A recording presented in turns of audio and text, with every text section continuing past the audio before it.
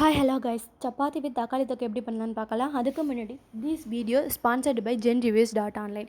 இவங்க top and latest ப்ராடக்ட்ஸ்க்கான reviews பண்ணுறாங்க. இது மூலயமா நம்ம குவாலிட்டியான பொருட்கள் வாங்குறதுக்கு யூஸ்ஃபுல்லாக இருக்கும்.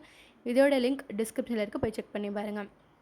சப்பாத்தி செய்கிறதுக்கு கோதுமை மாவு, தேவையான அளவு உப்பு, கொஞ்சமாக எண்ணெய் விட்டு நல்லா பிசைஞ்சிக்கோங்க.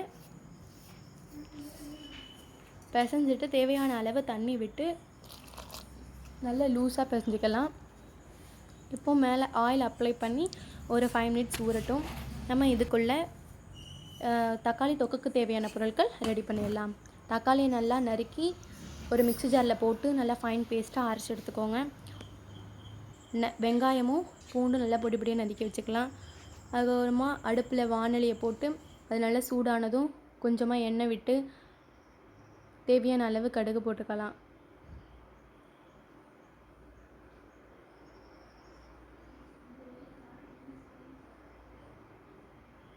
கடுகு நல்லா பொரிஞ்சு வருது. இது பொரிஞ்சு வந்தால் நம்ம ஏற்கனவே நறுக்கி வச்சுருக்கிற பூண்டு, கருவேப்பிலை இது ரெண்டுத்தையும் ஆட் பண்ணிக்கலாம். நெக்ஸ்ட்டு நம்ம நறுக்கி வச்சுருக்கிற வெங்காயத்தையும் ஆட் பண்ணிக்குவோம். ஆட் பண்ணியாச்சு.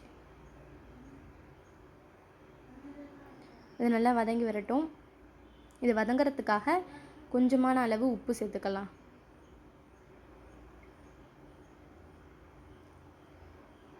நல்லா வதங்கிடுச்சு. இப்போ நம்ம அரைச்சி வச்சுருக்கிற தக்காளி பேஸ்ட்டையும் ஆட் பண்ணிக்கலாம். தக்காளியோடைய வாசம் போகிற அளவுக்கு நம்ம வதக்கிப்போம். தக்காளி வாசம் போயிடுச்சு. இப்போ தனி மிளகாய் தூள் தேவையான அளவு 1 டீஸ்பூன் போட்டுக்கோங்க.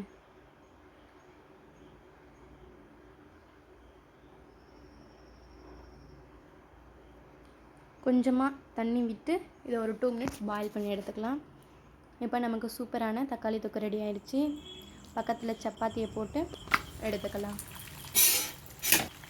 சப்பாத்தி வித் தக்காளி தொக்கு நமக்கு சூப்பராக ஒரு 2 மினிட்ஸில் ரெடி ஆகிடுச்சு. இது உங்களுக்கு பிடிச்சிருக்கு அப்படின்னு சொன்னால் நம்மளுடைய வீடியோவை லைக் பண்ணுங்கள், நம்ம சேனலை சப்ஸ்கிரைப் பண்ணுங்கள். தேங்க்யூ ஃபார் யுவர் வாட்சிங்.